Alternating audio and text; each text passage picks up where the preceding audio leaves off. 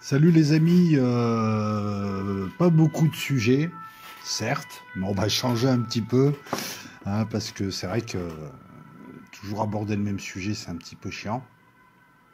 Je sais pas si ça va être une vidéo ou une vidéo en avant-première là. Je sais pas quel format je vais utiliser. J'ai pas fait de live cette semaine parce que bah, j'ai tout un tas de trucs à faire et puis voilà, puis je prends le temps. Mais là, je voulais intervenir par rapport au droit à l'avortement aux États-Unis.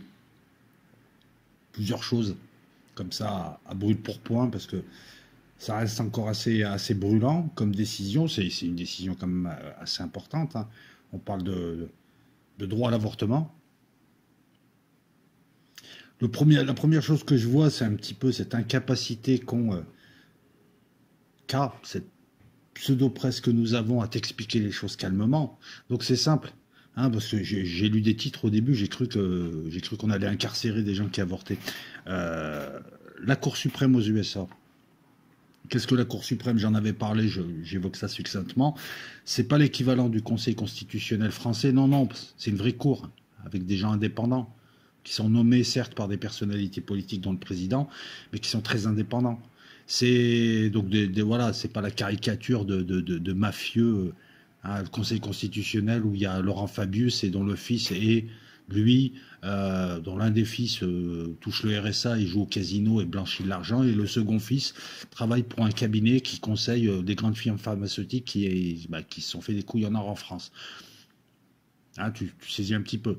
Deuxièmement, contrairement à la caricature de Conseil constitutionnel, qui n'est que la représentation d'une république bananière dans laquelle on vit, mais bon, ça c'est pas grave. Et je dis ce que je veux, je suis citoyen, je suis chez moi, donc je peux m'exprimer. Non, ça je le dis aussi, parce que vu le QI moyen, hey, t'es pas content, tu pars ailleurs. Et puis 2 secondes après, le gars il te dit qu'il est en démocratie. C'est assez rigolo, mais ça c'est pas très grave.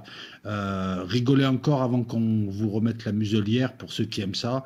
Et bon, ils reconfineront pas, mais ils vont remettre la muselière. Ah oui, à l'automne, mais t'avais pas encore compris. Ben, ouais, voilà, ben, t'es un mouton, hein, qu'est-ce que je te dise. Ben, après, tu te démerdes, apparemment t'aimes bien ça.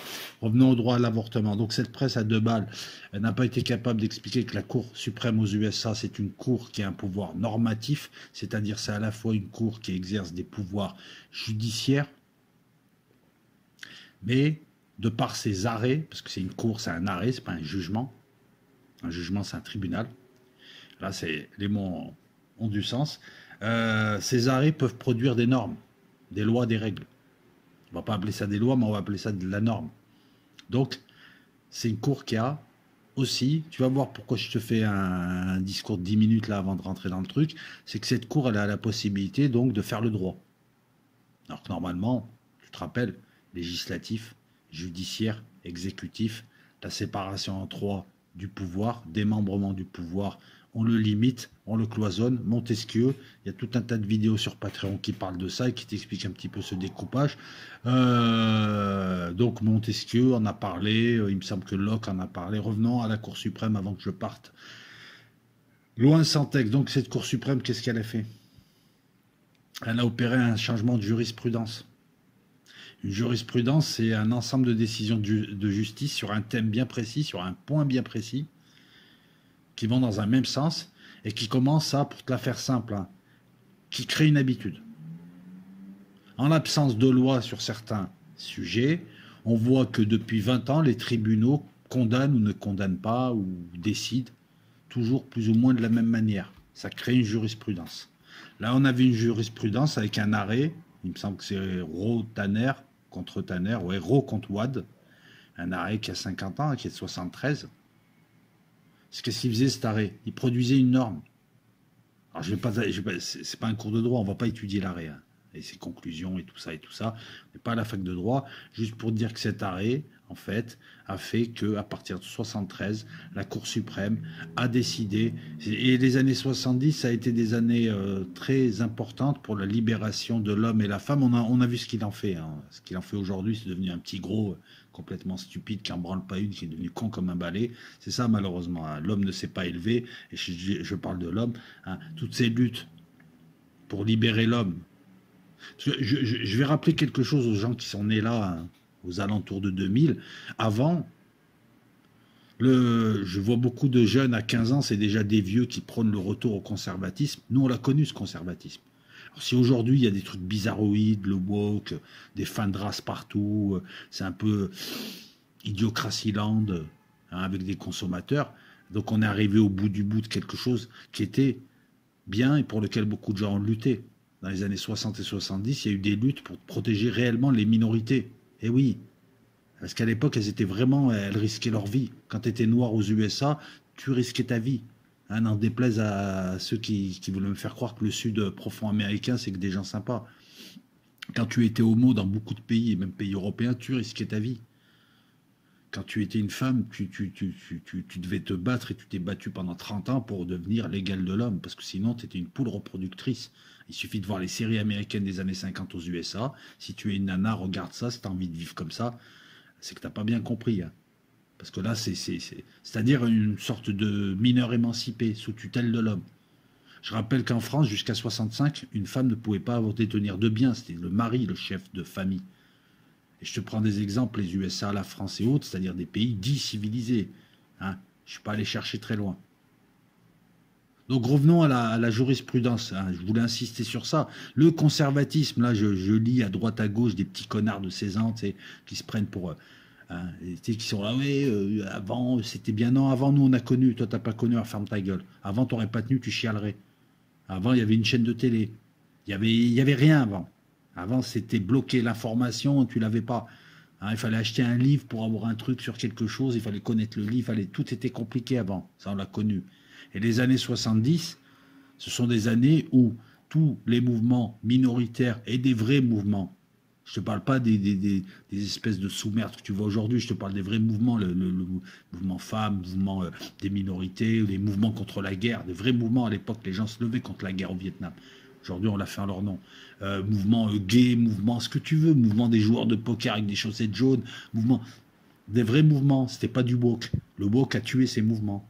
Le woke fait qu'aujourd'hui, on croit que tous ces mouvements où il y a eu, avec des militants, des gens qui ont combattu le conservatisme à papa, la stupidité de l'époque, des sociétés hyper conservatrices. Écoute, mec, s'il y a eu, je vais arrêter là, s'il y a eu mai 68, c'est pas une histoire de sioniste. Hein. C'est aussi une révolte d'une jeunesse qui voulait vivre un petit peu. Parce qu'à l'époque, un Jones, il avait un costard, il avait 22 ans. Ça s'appelait un Jones, 25 ans. Il avait un costard, va voir un petit peu. Bon, il parlait bien, c'est vrai, il s'exprimait bien et tout, mais c'était très conservateur. Hein, ta première meuf, c'était ta femme.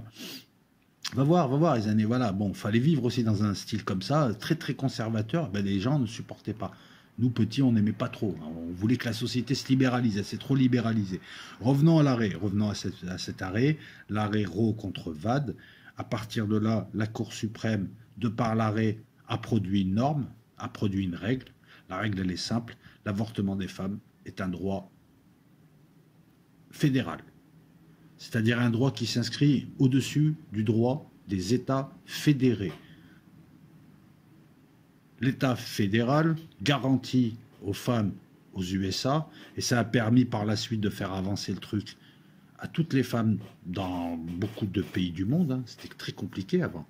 Ben avant, une femme, si elle avait un souci et qu'il y avait besoin d'un avortement, elle allait voir voilà, des avorteuses clandestines, il y avait des morts, il y avait des problèmes de santé.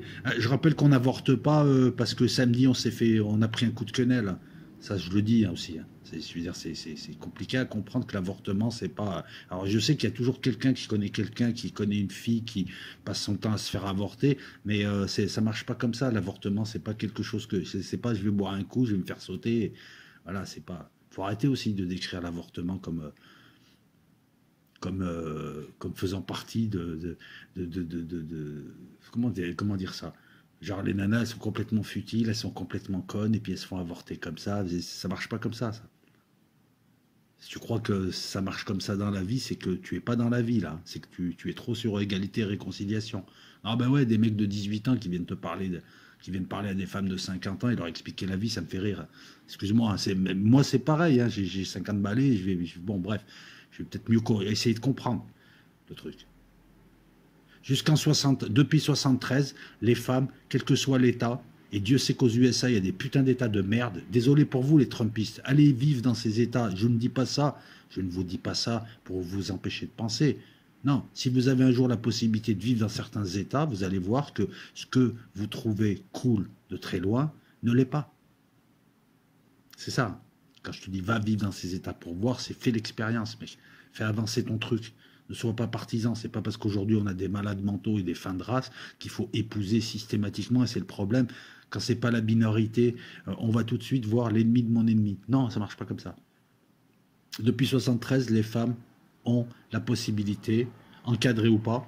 Il y a un encadrement légal, ça va de soi aussi. Hein, ça se fait pas comme ça. Il y a des moyens à donner. Il y a ont cette possibilité d'avorter, d'être protégés.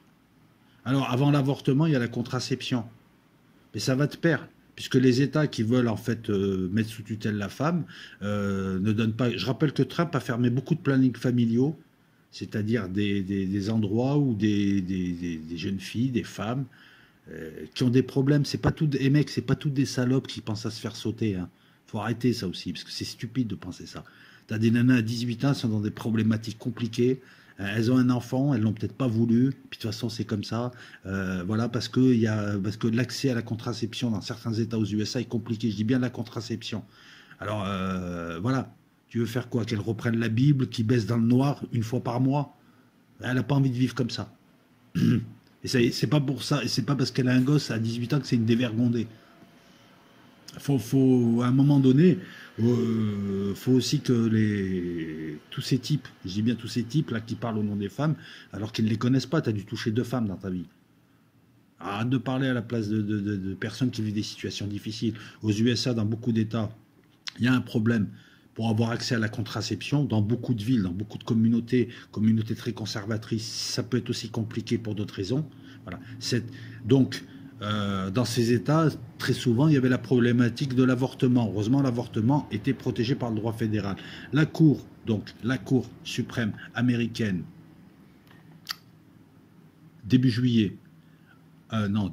fin juin, excuse-moi, fin juin a décidé, donc revirement de jurisprudence, a décidé que ce n'était plus à elle de décider si le droit à l'avortement était, entre guillemets, sacré ou pas, constitutionnel ou pas.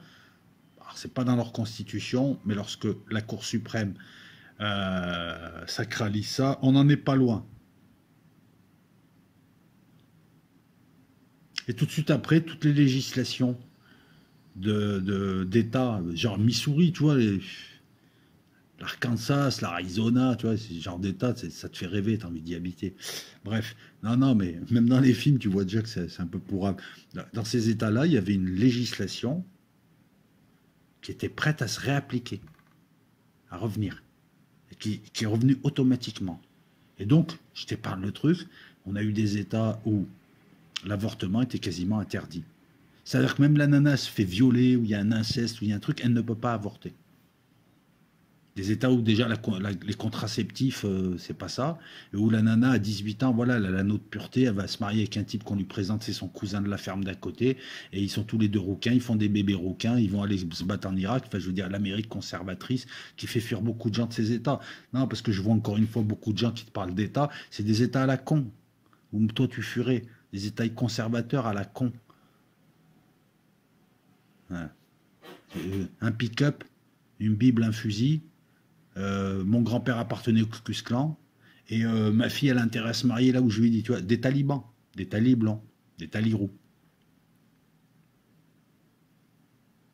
Donc, le droit à l'avortement aux USA n'est plus un droit. Beaucoup d'États se sont mis à l'interdire. Moi, ma question, elle est simple. Le droit à l'avortement, il concerne qui? Pas moi. Si, indirectement, ça pourrait me concerner. Tu es avec une femme, tu es dans une problématique bien précise, est-ce qu'il faut garder l'enfant ou pas? Est-ce que voilà. Mais directement, ça ne me concerne pas. Ça concerne qui? Celle qui porte l'enfant pendant 9 mois. Celle qui subit. Celle qui ensuite est là. Très souvent, bien plus que l'homme.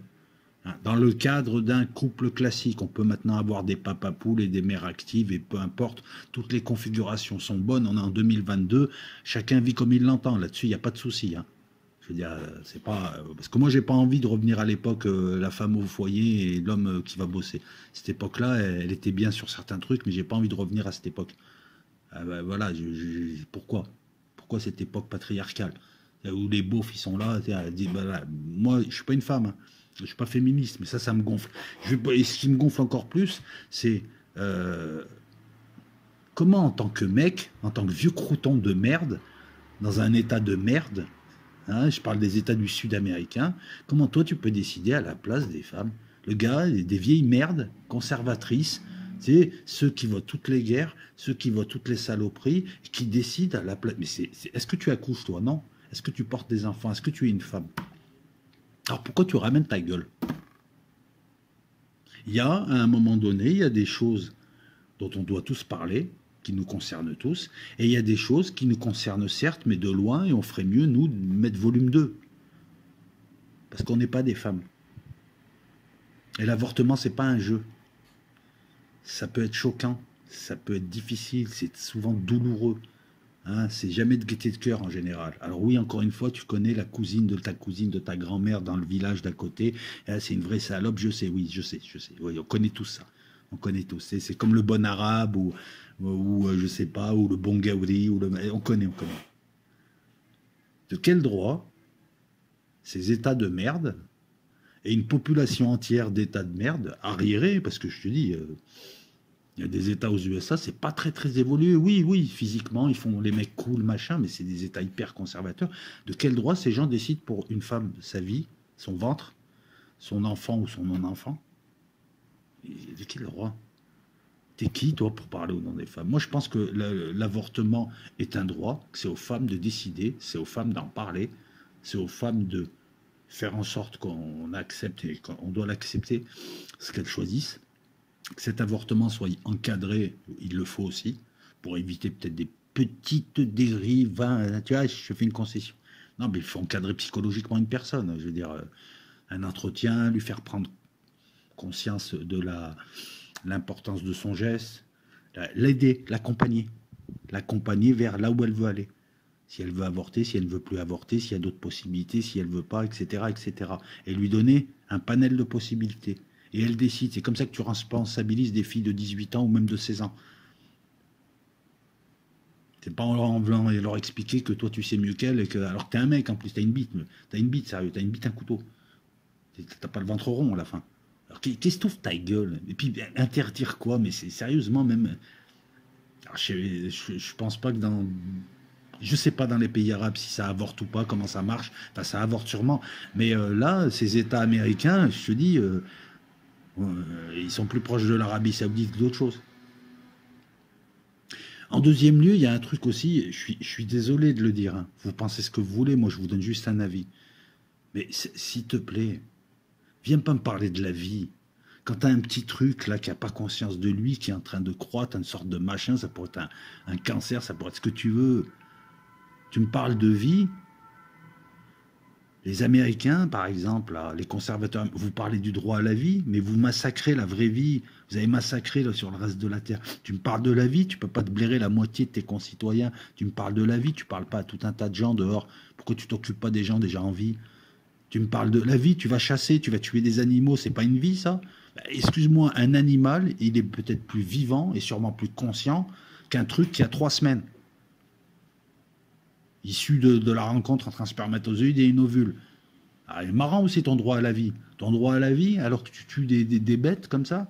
Ton droit à la vie alors que tu méprises les autres. Tu me fais exactement penser à ces gauchistes qui adorent les basanés quand ils sont loin ou quand ils sont dans des situations de détresse. Mais par contre, c'est vrai, les gauchistes, les woke, tout ça, tu regardes leur groupe, tu regardes quand ils se baladent, ils se mélangent à personne, il n'y a que des blancs, ils sont là, ils sont bourrés de clichés et tout. Mais ils aiment défendre les basanés loin, mais le basané d'à côté, ils ne l'aiment pas. C'est exactement ça. Ne parlez pas de droit à la vie. Un fœtus, un fœtus, si ça en arrive jusqu'à un fœtus, c'est qu'il y a un souci. Mais même un fœtus, faut arrêter de répéter. Si tu veux protéger la vie, commence déjà à protéger la vie qui est constituée, organisée, qui est sortie d'un ventre de quelque chose. Voilà, commence déjà à respecter cette vie-là. Aux USA, ils te parlent du droit de la vie, les anti-avortements. Quand tu as un mec anti-avortement, mais je sais pas, respecte-toi. Pourquoi tu la ramènes? Non, tu vas avoir un avis, ok, mais ton avis, il vaut rien. Parce que c'est pas toi qui va avorter, c'est pas toi qui subis Les douleurs de l'enfantement, c'est pas toi qui, pour plusieurs raisons. Donc encore une fois, je vois surtout qu'il y a une réaction. Tu as toujours les réactions hystériques des pro-IVG aussi, hein, qui salissent tout. Tu sais, quand tu les vois, ces connasses, tu as envie de devenir anti-IVG. Non, mais c'est vrai. Bon, après, tu tombes pas dans cette bêtise. On voit des États donc, qui sont empressés de déclarer des IVG illégales. C'est déliré, ça m'énerve. Hein. Ça m'énerve parce que t'es qui, toi, pour décider. C'est des intégristes aux USA, sur beaucoup de points, sauf qu'ils ne te le montrent pas. Mais ils sont très, très intégristes. Et je parle d'intégrisme religieux. On en a encore essayé d'expliquer, Mendel, si je te dis.